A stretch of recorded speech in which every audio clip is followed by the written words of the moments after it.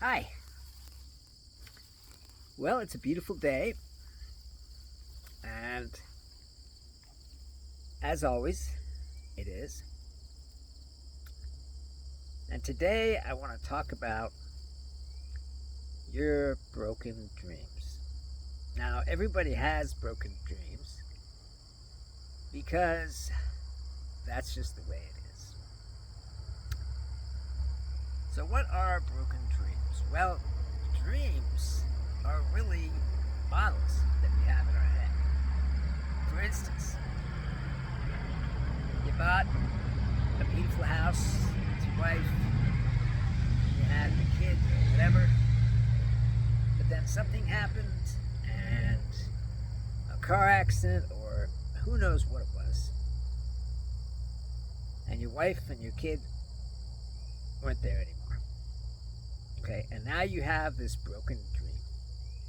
Or let's say it's not as bad as that. Let's say that you thought you were going to be a doctor, but somehow you didn't have the right scores from school, and so you couldn't get into college. And so your dream or your model, okay, which is what it really is,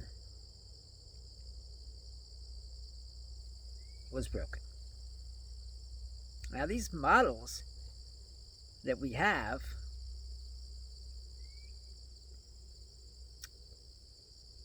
are really what we want. And it's really hard not to want things. Okay, I know that. But sometimes wanting something isn't enough. And bad things happen, and our dreams get broken. Okay, and many times that can just wreck your life. And so, what I want to talk about today is really how to get over and not have broken dreams. Now, if you wanted to be something and somehow, for whatever reason, you couldn't be that, that doesn't have to ruin the rest of your life, does it? I mean, let's hope not.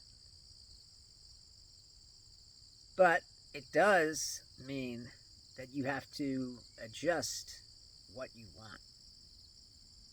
Now, the Buddhists say that wanting things is the path to suffering. And in some way, that's true. But it's not just wanting things, it's wanting things too much. I mean, you can want a cup of coffee, and that's not going to be suffering. I mean, but if you want something more than, you know, you would normally want something, then that's where you can have a broken dream. And I don't want anyone to have broken dreams, but the fact is, it's part of life. Anyway, so we have to get through this life intact. At least that's what everybody's trying to do, is get through life intact. And part of that is making the world the way we want it. And if that doesn't work for us, then we feel really bad and we have suffering. So, how do we not have suffering because something didn't work out the way we wanted it to? Well, one thing is that we can know that we're not a person. And so that's a way of not being in suffering. Okay? You are a person, and to some extent, you always will be a person because you have a name and a history and so on and so forth. But really, deep down, you're not a person. You are a soul. And your life, which is important not only to you but to those around you as well as others, shouldn't be ruined by something like a broken dream. And lots of people have written songs about broken dreams and made them really romantic and so on and so forth. But it's a tough thing when it happens to you. So, how do we make sure that we're not going to have a broken dream? Well, for one thing, accept what is.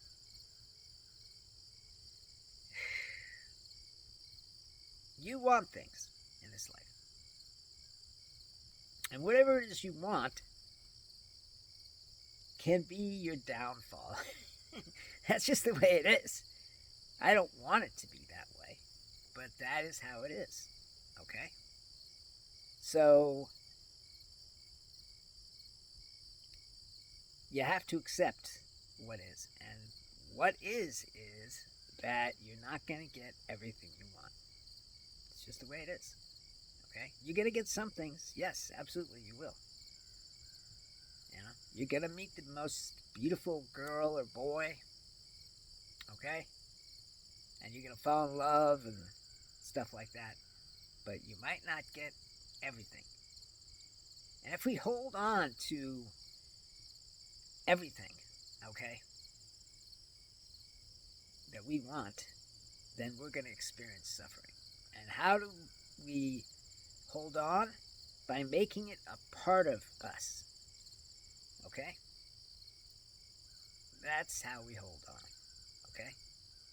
Just like this land, if I made this land a part of me and an asteroid came and destroyed everything, which I hope doesn't happen, but it could, okay, then I would be devastated.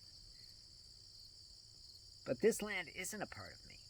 No, it's not. Nor is anything else a part of me except my soul. And waking up is knowing to the depth of your being that you are a soul. I know it's hard to try and understand that you're not a person. And believe me, I get that, okay? When I was trying to wake up, I was going through and reading the Buddhist books and the Tao books and all these things, trying to figure it all out, right? And I couldn't figure it out. It was too complex. It was too difficult. And the reason for that was because the old masters wanted to make things hard for their students. And so, and to some extent the masters now do that too, okay? Because in order to strip away your person and your personality, you have to have things hard. That's just the way it is, okay?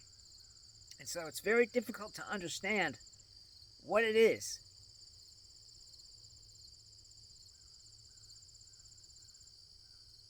in, this life, okay? Especially if you're trying to awaken.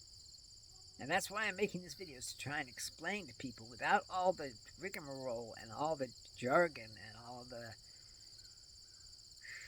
puzzles that they put into the books and the practices.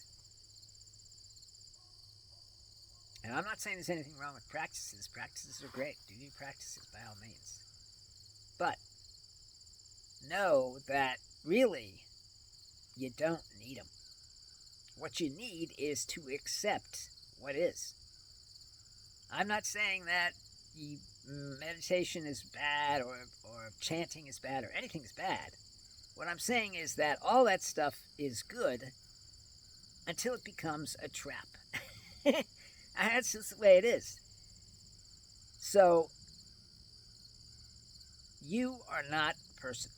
Yes, you have a body. Yes, you have a history. Yes, you have a name. Okay, so in a way, you're a person. But really, you're a soul. You're part of God. Okay? You're part of the source. And while I don't know what God is or what the source is, I do know that I have felt God or the source. Okay?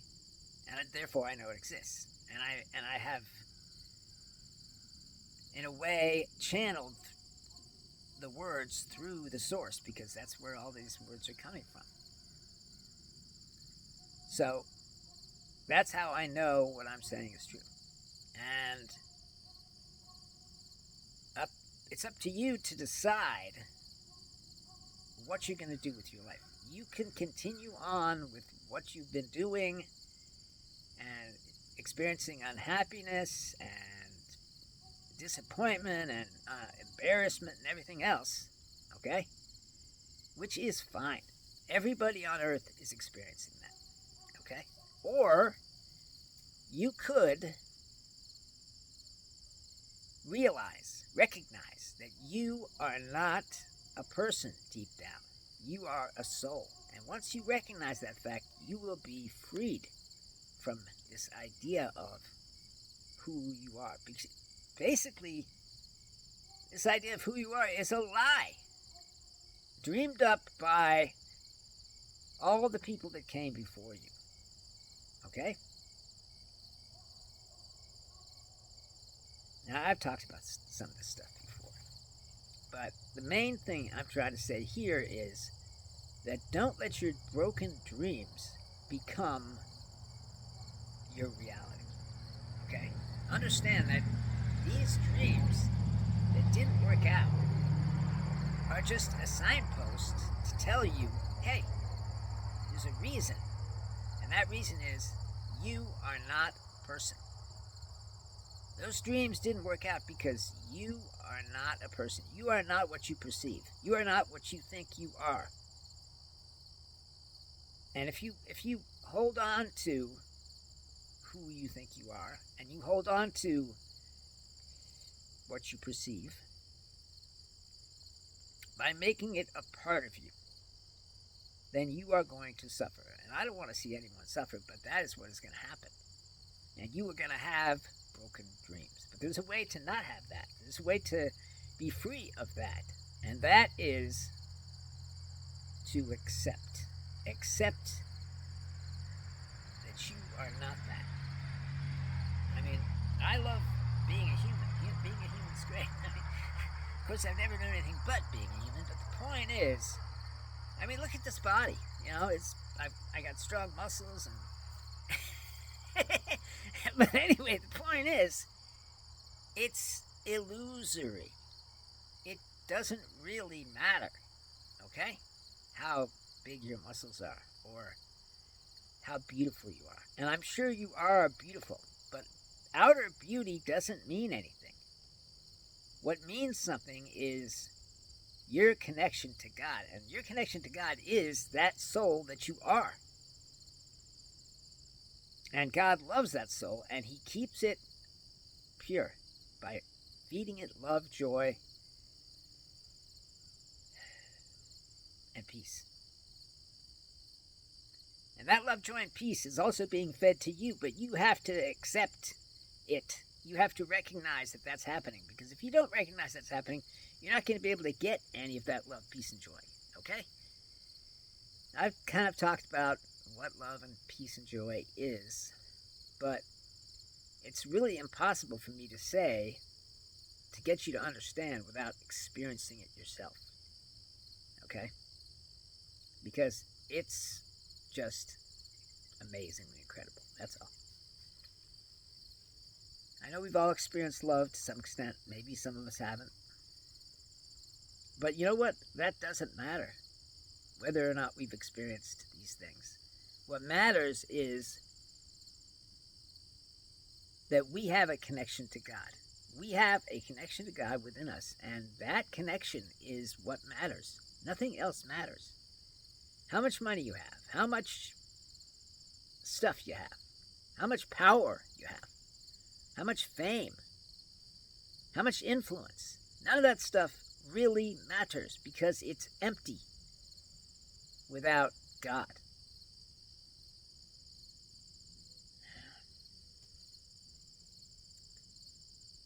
I'm not trying to say that having power and having money and having these things is bad necessarily, but it is bad if you make it a part of who you are. You look at anybody who's rich, and being rich is who they are. And that's why they fight so hard to maintain that. And when they can't maintain that because the world is a cruel mistress, then their dreams get broken. Okay? And that's just it. Now, you can ask any homeless person on the street, okay, of any city about broken dreams, and they'll tell you because they have plenty. But if you really look into their eyes, okay, you'll see that in addition to all those broken dreams that are stuffed inside their head, there's a soul there too. And it's fighting to come out. It's fighting to be part of who you are. But right now you don't know who you are because you think you're such and such, who went to such and such and did such and such and all that. And that's fine if that's what you want to think, but it's just not true. I don't want anyone to live a lie, but we all are to some extent. And the time has come to recognize that.